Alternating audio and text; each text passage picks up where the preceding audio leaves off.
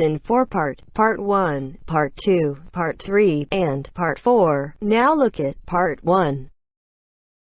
Part 1.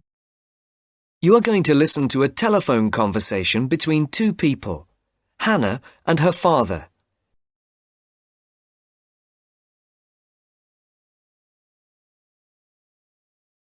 For each question, 1 to 5.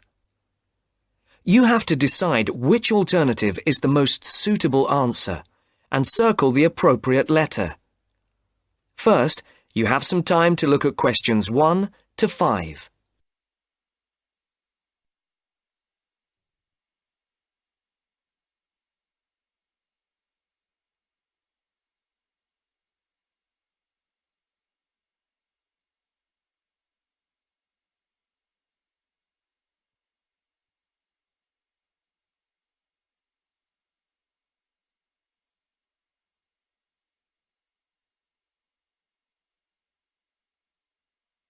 Now listen to the first part of the conversation and answer questions 1 to 5.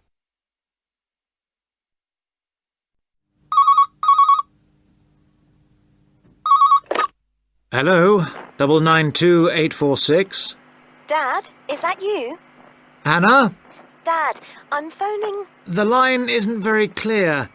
Yes, I know. I'm on a mobile and the signal isn't very good. I'll see if I can move. Is that any better? Yes, that's much better. Just don't move. I'll try not to. Have you found a place to live yet? Yes, I think I have at last. Wonderful. I'm relieved because I'm fed up looking. I didn't think it was going to take me 3 weeks. It hasn't been easy for you. I suppose it's the beginning of the academic year, and you have all the new students looking for places as well. Yes, that's one reason. But this place is also full of new technology companies, and there are lots of young people looking for somewhere to live. And you know what that means. Higher rents as well. Yes, much higher. Well, tell me, how much is it? It isn't cheap for this area. It's £400 a month. That's much more than you had expected. Yes, it is. But I can't face looking anymore. I want a place where I can put my things instead of living out of a suitcase. I don't want to stay in this hotel any longer. I guess not. So, what's the new place like? Oh, it's really, really nice. Oh, good. It's in a very quiet street. It's a 2nd-floor flat with 1 double bedroom, a large living room, kitchen and toilet and bathroom. Sounds very nice. Oh, it is. And guess what? Yes? It's got a small roof terrace looking onto the garden at the back. Great. And it's big enough to have my plants and a small table and chairs. Brilliant. Before the speakers continue their conversation, look at questions 6 to 10.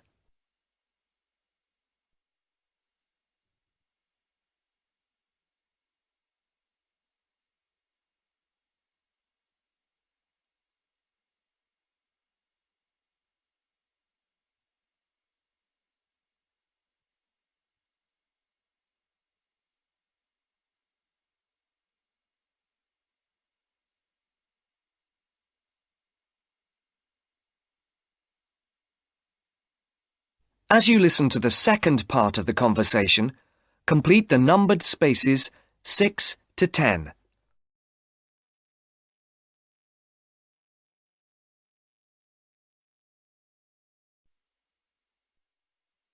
Now, what's the address?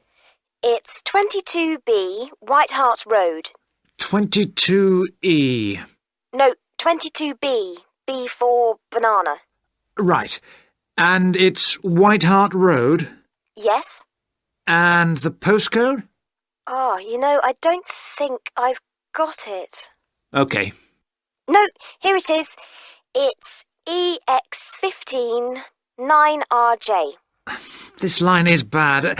Is that EX50? No, it's EX15. OK. I don't think I know the road. It's a side road, But you do know the area because it's off Garrett Lane. Oh, right. Which end? The other end from the stadium? So, it won't be too noisy then? You can still hear it from here when there's a match on. When are we going to see you? Well, I was going to come down on Friday evening after work, and then we could bring my things by van on Saturday afternoon. I want to move all of my stuff out, to give you and Mum more space. We'll need to hire a van then. It's okay. I'll pay for it. No, don't worry. It'll be a gift from your mum and me. Oh, Dad, it's okay. No, I won't hear of it. We'll pay. All right. Thanks, Dad. And if you're taking everything, we might need to hire a container lorry. Oh, Dad! I'm only joking. I know. I'll hire the van for the Saturday then. I can pick it up first thing in the morning. Right. And then return it in the evening. Are you sure you don't want to stay overnight? No, I'd best get back the same day. You know what your mum's like. She'll only worry. If I remember rightly, it's about 3 hours by road? Yes, roughly. Well, if we leave by lunchtime, we'll be there mid-afternoon. Okay. Then a couple of hours to unpack. Then? We could go to a nice restaurant round the corner. Definitely. My treat. You're on. But I'll have to be away by about 7:30-ish. Okay. Right then. Mum wants to have a word. I'll see you Friday. Bye, Dad. I'll hand you over to her. Bye. That is the end of part 1. You now have half a minute to check your answers.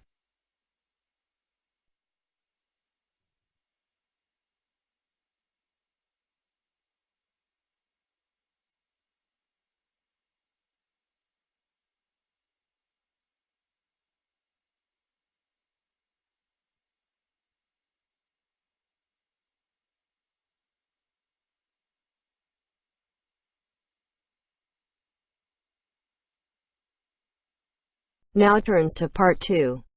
Part 2. First, you have some time to look at questions 11 to 15.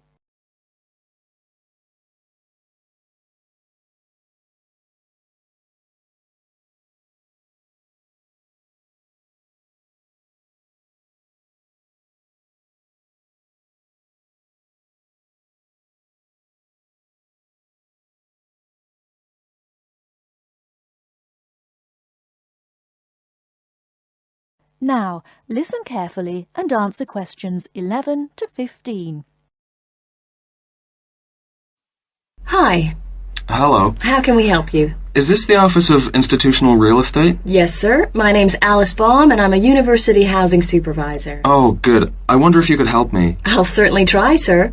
I'm hoping to rent an apartment from September when I begin here, and I'd really like some advice on where to rent and how to rent a place. Advice on renting in Manhattan. We've got plenty of advice about that. The first thing to think about are the prices. New York is an expensive place to live, and Manhattan is the most expensive place in New York. Everyone wants to be here. In most areas of Manhattan, you'll have great difficulty finding a studio apartment for less than $1,300 to $1,400 per month. But there are areas just outside Manhattan, within a 30 to 40-minute commute, where you can find a decent studio apartment to rent for $850 to $1,000 per month. That's a big difference. But then there are travel costs on top of that. Yes, there are. If you're prepared to make compromises in your choice of accommodation, perhaps you can find an apartment you like and can afford. Monthly rents also depend on 2 other factors: apartment size and then amenities. Can you tell me a bit more about that? Basically, bigger flats get higher rents, so if you can live without a lot of space, it's much cheaper. And if you're willing to take a flat which has street noise or doesn't have much natural light, then you may save some more money. I see. However, you could go the other way and get a bigger flat and share it with another student. You can cut costs by sharing a large bedroom. To find a roommate, check the listings for apartment shares in the housing registry. Share a flat. I hadn't given that idea much thought. Lots of our students do that. What about amenities? Can you explain that a bit more? You need to decide what facilities you really would like and what you can do without. For example, do you want a doorman? Would you like an elevator? These kinds of things put the prices up. I don't think I need a doorman. Is there anything else I should know? Yes, remember, the housing market is very competitive, especially for affordable apartments. You need to be prepared to make decisions quickly and be flexible with your plans. Don't start your search earlier than 4 weeks before you want to move in, because tenants only need to give landlords 30 days' notice of their departure. Okay. Before you hear the rest of the talk, you have some time to look at questions 16 to 20.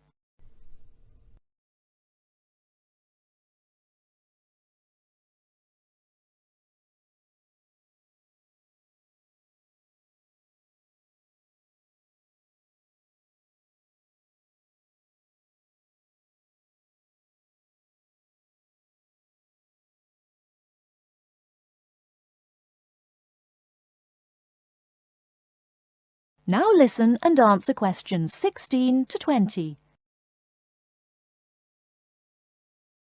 And make apartment hunting your life for 2 or 3 weeks. That should be enough time to get familiar with the market and find what you're looking for. What's the best way of finding a place? There are really only 2 ways. You do it yourself or you get someone else to do it for you. That sounds interesting. How do I do that? There are property brokers who will find a place for you.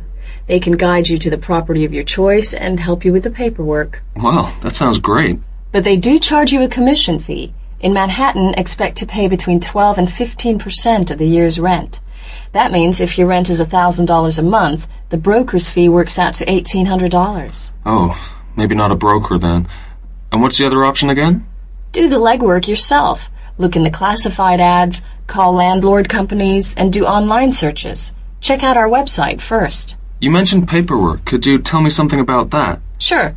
To rent an apartment, you may be asked to complete an application by your prospective landlord. You may also be asked to pay between $50 and $200 for credit reports. Landlords want to see evidence of steady income and good credit. I see. Because you're a full-time student, most landlords will require a guarantor, someone to guarantee you will pay the rent on time. And when the landlord approves your apartment application, be prepared to pay the first month's rent and the deposit when you sign the lease. That's a lot to think about, and it sounds like a lot of hard work. Thank you very much for the advice. You're very welcome, and good luck.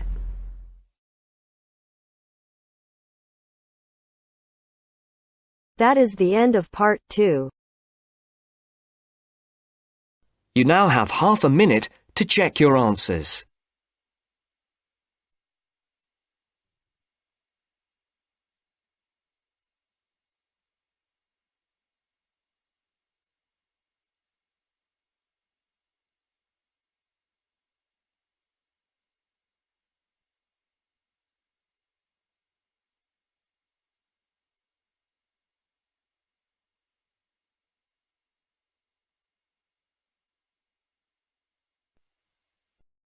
Now turns to part 3. Part 3. You will hear a museum director talking to several student interns, explaining their internship duties at the museum. First, you have some time to look at questions 21 to 25.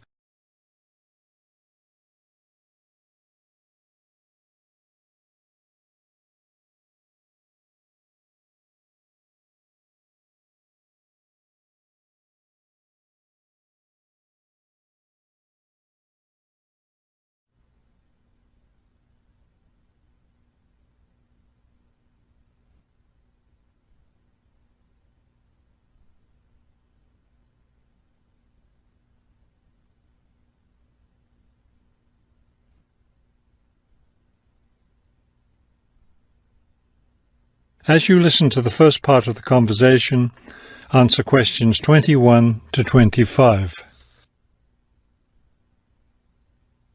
Welcome to the City Museum of Art. I'm Dr. Shirley Johnson, the director of the museum's internship program. Today, I'll be giving you an orientation to the museum and our museum administrator's internship program. Will we get a chance to tour the museum today? Yes, we'll start right now with a tour of the building. We'll skip the basement. Most of that part of the building is devoted to art conservation, which won't be part of your internship. Let's begin here on the ground floor with the museum offices. I guess this is where we'll be spending most of our time, helping with the office work. You'll spend some time working in here so you can learn what the administrative duties involve, but you'll also get a chance to experience all aspects of museum work. This room in here is the museum tours office. I'm interested in that. I'd really like to help out with the tours. That's great, because you'll all have a chance to lead some tours and maybe even to develop a tour of your own, too. Let's go up to the second floor now. This is the boardroom in here, isn't it? Will we get to go to board meetings? Only members of the board of directors attend those. Now, back here behind the galleries are the classrooms. You're all welcome to attend any class you want at no charge. But we won't be teaching any, will we? No, the staff of the education department is responsible for that. Let's move up to the third floor now and the research department. Each of you will spend some time working in here. Great. I'd like to help with the research. We're working on some very interesting research projects right now. Also, as an extension of your research work, you'll probably contribute to some of the museum's brochures. I'm looking forward to that. I like writing about art. Another thing I've been hoping to be able to do is meet some artists. You're in luck then. We've planned a reception for the first day of your internship, and you'll have the chance to meet several local artists then. Before you hear the rest of the conversation, you have some time to look at questions 26 to 30.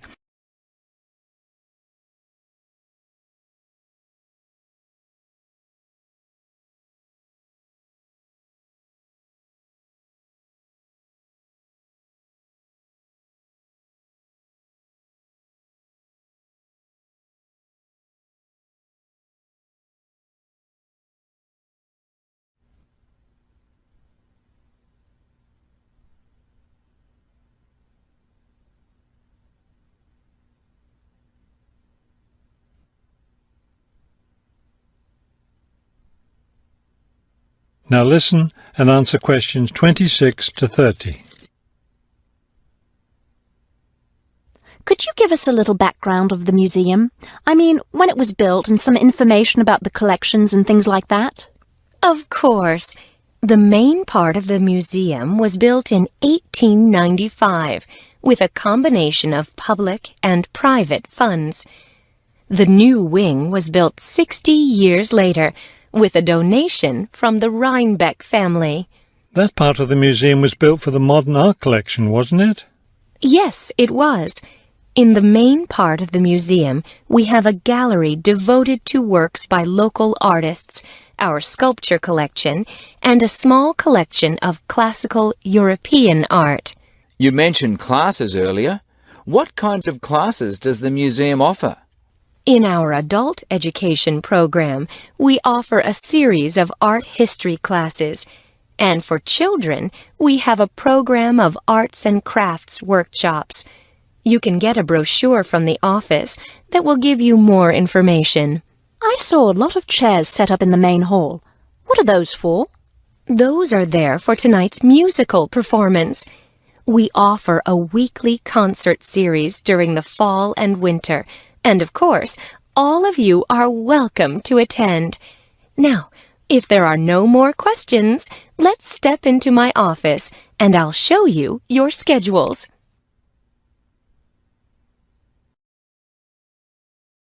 That is the end of part 3. You now have half a minute to check your answers.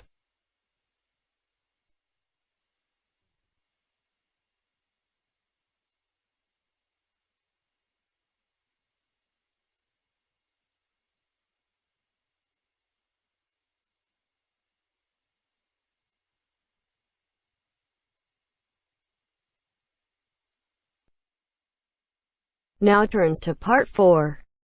Part 4. You will hear an extract from a university lecture on the topic of marketing. First, you have some time to look at questions 31 to 40.